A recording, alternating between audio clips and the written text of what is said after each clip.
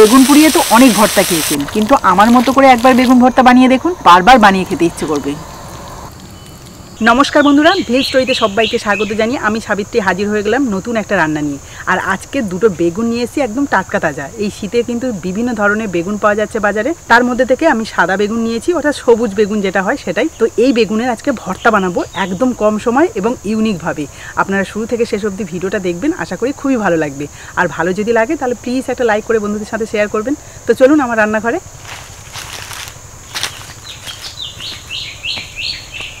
কনকনে ঠান্ডা পড়েছে, সেই জন্য আমি এই যে চাদর গায়ে দিয়ে এসেছি। আবার উনুনটা যখন ধরাবো তখন কিন্তু গরম লাগবে। তো চলুন প্রথমে আমি বেগুনগুলোকে ভালো করে ধুয়ে নিই।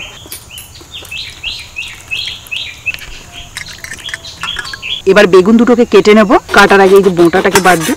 এবার বেগুনটাকে আমি গোল গোল করে কেটে নিচ্ছি।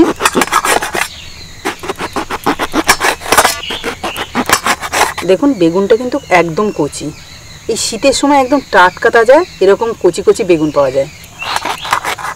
একটা বেগুনকে আমি গোল গোল করে কেটে নিলাম, আর একটা বেগুন একইভাবে কেটে নেব।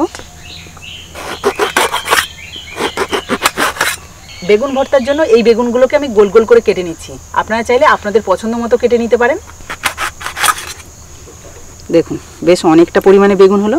আপনাদের আমি আগেই বলেছি আজকের বেগুনের ভর্তাটা একদম অন্য ধরনের বানাবো, তার জন্য আপনারা শুরু থেকে শেষ অবধি ভিডিওটা দেখবেন। তো চলুন প্রথমে আমি এই কেটে নেওয়া বেগুনের মধ্যে নুন হলুদ মাখিয়ে নিই। দিয়ে দিচ্ছি পরিমাণ মতো নুন,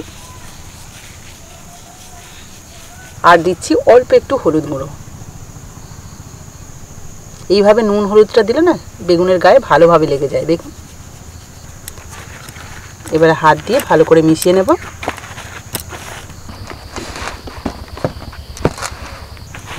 এবার এগুলোকে সাইডে রেখে উনুনটা ধরিয়ে নেব।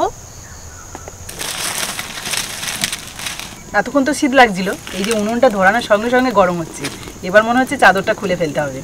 উনুনটা ভালোভাবে ধরিয়ে নিয়েছি, এবার একটা তাওয়া বসিয়ে দিচ্ছি। এবার ভর্তা বানানোর জন্য এই নুন হলুদ মাখিয়ে রাখা বেগুনগুলোকে হালকা ফ্রাই করে নেব। আর এতে করে কিন্তু এই বেগুনের ভর্তাটা দারুণ লাগবে খেতে। এখানে দেখতে পেলেন একদম অল্প পরিমাণে তেল দিয়ে ভালোভাবে চাটুটায় চারিদিকে লাগিয়ে নিচ্ছি। এবারে একটা একটা বেগুন বসিয়ে দেবো এইভাবে।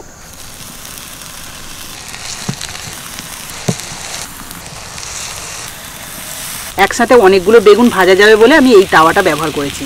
বেগুন ভর্তা সাধারণত বেগুনটাকে পুড়িয়ে অথবা সিদ্ধ করে আমরা সেটাকে ভর্তা বানাই, কিন্তু আজকে যে আমি বেগুনটাকে ফ্রাই করে বানাবো ভর্তাটা, আপনারা এরকম কারা কারা বানিয়ে খেয়েছেন অবশ্যই কিন্তু কমেন্টে জানাবেন। আর এই বেগুন ভর্তাগুলো বানানোর জন্য আমি কিন্তু তেলের পরিমাণটা খুবই কম দিলাম, আপনারা দেখেছেন। তবে বেগুনগুলো ভালোভাবে সিদ্ধ হতে হবে, তার জন্য অল্প একটু জল ছিটিয়ে দেবো। এইভাবে অল্প অল্প জল ছিটিয়ে দিলে বেগুনগুলো কিন্তু খুব ভালোভাবে সিদ্ধ হয়ে যাবে।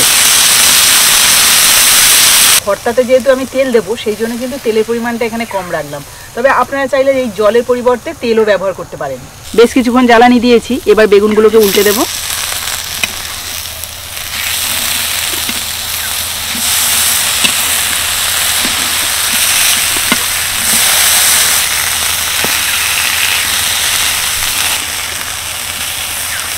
ওই পিঠটা ভালোভাবে সিদ্ধর জন্য আবার একটু জল ছিটিয়ে দিলাম। আরও কিছুক্ষণ ভালোভাবে জ্বালানি দিলাম, আর তাতে করে দেখুন বেগুনগুলো খুব সুন্দরভাবে সিদ্ধ হয়ে গেছে। এই দেখুন, দেখতে পাচ্ছেন। তবে একদম ড্রাই হয়ে আছে বলে অল্প একটু তেল ছড়িয়ে দেবো। আপনারা যদি এই তেলটাও দিতে না চান তাহলে দেওয়ার দরকারই নেই। আমি জাস্ট অল্প করে এইভাবে ছড়িয়ে দিলাম। ব্যাস, গুলিয়ে নেবো ভালো করে। সবগুলো বেগুনকে উল্টে ভালোভাবে তেলটা লাগিয়ে নিচ্ছি।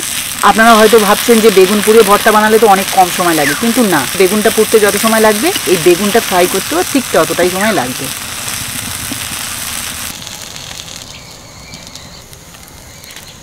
সবগুলো বেগুন হালকা ফ্রাই করে নিলাম।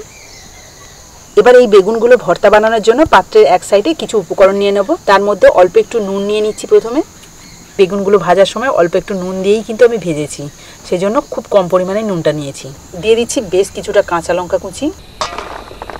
ভর্তাটা একটু ঝাল ঝাল হলে বেশি ভালো লাগে খেতে, তার জন্য আমি একটু কাঁচা লঙ্কার পরিমাণটা বেশি দিয়েছি। আপনারা চাইলে কিন্তু এখানে শুকনো লঙ্কা ভেজেও দিতে পারেন, তবে এই বেগুন ভর্তাতে কাঁচা লঙ্কাটাই বেশি ভালো লাগে, আমার তো মনে হয়। দিয়ে দিচ্ছি পেঁয়াজ কুচি, আর পেঁয়াজগুলো দেখুন একটু ডুমো ডুমো করে কেটেছি। আর দিয়ে দিচ্ছি কিছুটা টমেটো কুচি। এবার নুনের সাথে এই যে পেঁয়াজ, কাঁচা লঙ্কা, টমেটোটা ভালো করে মাখিয়ে নেব। বিশেষ করে লঙ্কাগুলো একটু নুনের সাথে মাখিয়ে নিলে বেশি ভালো হয়। আর এই মাখানোর সময় যে গন্ধটা বেরোবে ওতেই যেন মনে হবে অনেকটাই ভাত খাওয়া হয়ে যাবে।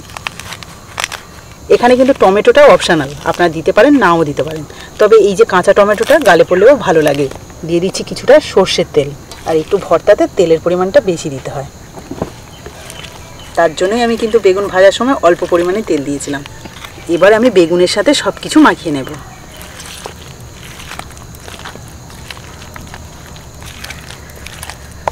দেখেছেন কত সুন্দর সিদ্ধ হয়ে গেছে বেগুনগুলো, খুব সহজে কিন্তু হাত দিয়ে মাখা যাচ্ছে। আপনারা চাইলে কিন্তু এই বেগুনের খোসাগুলোও ফেলে দিতে পারেন, তবে এই বেগুনের খোসাগুলো যেহেতু ভেজেছি সেজন্য ভালো লাগবে কিন্তু খেতে। দেখুন বেগুনের সাথে কিন্তু সব কিছু ভালো করে মিশিয়ে নিচ্ছি, তবে ধনে পাতাটা এখনও দিইনি। এবার দিয়ে দেবো ধনে পাতা কুচি।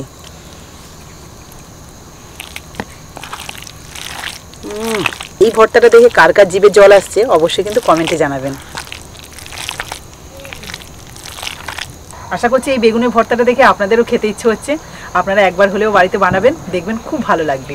আর তাছাড়া দেখবেন অন্য কোনো তরকারি রান্না করার দরকারই হবে না, এটাই হলে ভাত বা রুটি বা লুচি যে কোনো খাবারের সাথে কিন্তু দারুণ জমে যাবে।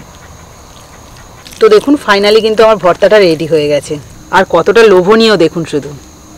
তো চলুন একটা পাত্রে সুন্দর করে সাজিয়ে নিই। বেগুনের ভর্তাটা এমনিতেই দেখতে ভালো লাগছে, তবে আরও যাতে দেখতে ভালো লাগে এবং খেতে ভালো লাগে তার জন্য অল্প একটু ধনেপাতা ছড়িয়ে দিচ্ছি। সবশেষে ওপর থেকে দিয়ে দিচ্ছি কাঁচা একটু সর্ষের তেল। বেগুনের ভর্তাটা যা লাগছে কি বলবো, এটা কিন্তু পান্তা ভাতেও বেশ ভালো লাগবে। আপনারা গরম ভাতেও খেতে পারেন, তবে পান্তা ভাতে জমিয়ে খাওয়া যাবে। তো চলুন আমি শুধু আপনাদের খেয়ে বলি এটা কেমন খেতে হয়েছে। একটুখানি চামচে করে তুললাম।